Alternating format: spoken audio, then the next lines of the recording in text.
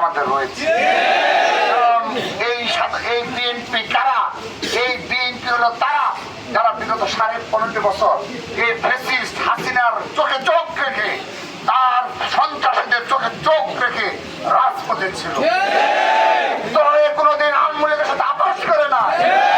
আপনারা তো মুনাফিক হয়ে হাসিনার বিরুদ্ধে একটা স্ট্যাটাস দেওয়ার সাহস করেন নাই। আপনাদের নামে শেরপুরে একটি জিডি পর্যন্ত হয় নাই। আজকে বড় বড় কথা বলেন, পারবেন না।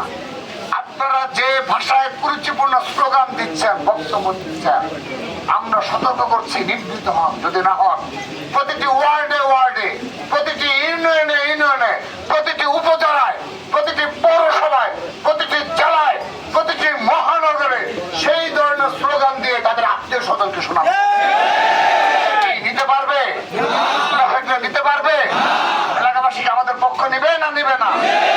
আমরা সেই রাজনীতি যেতে চাই না, কিন্তু যদি যেতে বাধ্য করেন আমরা সেই রাজনীতি, যে ভাষায় কথা বলবেন আমরা সেই ভাষায় কথা বলবো। যে ধরনের কুরুচিপূর্ণ বাক্য ব্যবহার করবেন আমরা ছাত্র দলে সেই ধরনের কুরুচিপূর্ণ বাক্য ব্যবহার করবো। 1.5 বছর সহ্য করেছি, অনেক কিছু ক্যাম্পাসে সহ্য করেছি, সকল শিক্ষা প্রতিষ্ঠানে অনেক প্রপাগান্ডা ছড়িয়েছে। কি সহ্য করি নাই? কেন করেছি? একটি জাতীয় সংসদ নির্বাচন যেন সুন্দরভাবে সম্পন্ন হয়, একটা স্থিতিশীল বাংলাদেশ যেন হয়, সেজন্য আমরা ধৈর্য ধরেছি। আমরা স্থিতিশীল বাংলাদেশ চাই, আমরা স্থিতিশীল ক্যাম্পাস চাই, কিন্তু ছাড় দেওয়ার তো দিন শেষ ভাই, ছাড় দেওয়ার দিন 12 তারিখ এটা ফাইনাল কাউন্টডাউন শুরু হয়ে গেছে। 12 ফেব্রুয়ারি তার কবর রচনা করবে বাংলাদেশের জনগণ। সেজন্য তাদেরকে অনুরোধ করছি, আপনারা এই শেরপুর সহ শেরপুরের ঘটনা, শেরপুরে তারা মিছিল করতে পারে না, মিছিল করে যায় আপনার মনে করেন ঢাকায়। এই লজ্জাটুকু তাদের নেই, উনি দেয় বক্তব্য দেয়। আপনাদের এত ক্ষমতা, আপনারা শেরপুরের মানুষের কাছে গিয়ে গুরুত্বপূর্ণ বক্তব্য দিয়ে দেখেন, কি সাধারণ জনগণ দাঁত ভাঙা জবাব দিবে? দিবে দিবে দিবে। সেহেতু এই দেখেন, যেখানে ঘটনা সেখানে এসে আমরা বলে যাচ্ছি, এখানে 10 জন মিলে এক ধরনের চক্র গড়ে তোলা যাবে, দুর্নীতির এক চক্র গড়ে তোলা যাবে, এবং যেখানে ইসলামের একটা বিকৃত রূপ মৌলবাদকে প্রতিষ্ঠা করা যাবে।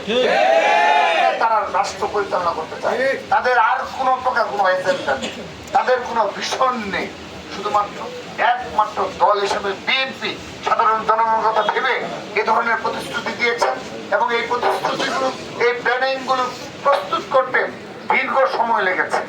আল্লাহর রহমতে বাংলাদেশের যারা বুদ্ধিজীবী যারা রয়েছে, বাংলাদেশের যারা বিশেষজ্ঞ রয়েছে, এইগুলো বিষয়ে ইতিমধ্যে মতামত দিয়েছে যে যদি সত্যিকার অর্থে এই এই বিষয়গুলো এই বাংলাদেশ অর্থনৈতিক, সামাজিক সব সেক্টরে ঘুরে দাঁড়াবে ইনশাআল্লাহ। কারণ এই 20 বছরে আমাদের বাংলাদেশের সকল সেক্টর, গণতান্ত্রিক প্রতিষ্ঠানগুলো কিন্তু ভেঙে পড়েছে, এটি আমরা সবাই অবগত রয়েছে। এই দেশে কোনো সুশাসন নেই, এই দেশে চাঁদাবাজ, সন্ত্রাসীদের দৌরাত্ম্য এবং দুর্নীতিবাজ কর্মকর্তাদের দৌরাত্ম্য। আল্লাহর রহমতে যদি বিএনপি সরকার গঠন করতে পারে, আমরা জনাব তারেক রহমানের নেতৃত্বে এই সব কিছুর সমূলে উদ্ঘাটন করবো ইনশাআল্লাহ। উপস্থিতি, এটি হল আমার প্রথম ধাপের বক্তব্য।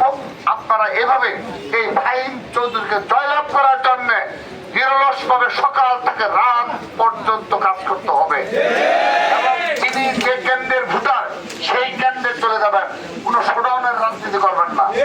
ফাহিম চৌধুরী যেখানে যাচ্ছে, আপনি সেখানে দল বেঁধে সেখানে যাচ্ছেন, এটির কোনো প্রয়োজন নেই ভাই।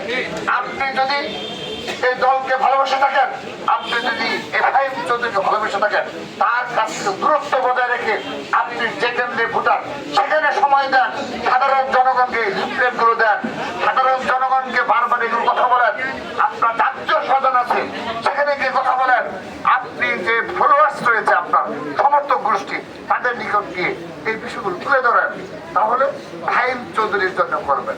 এটাই দলের জন্য, এবং আপনি দেশ নেত্রী এবং খালেদা জিয়া রেখে দেওয়া আমানতকে রক্ষার জন্য কাজ করবেন। কিন্তু আপনি যদি শুধুমাত্র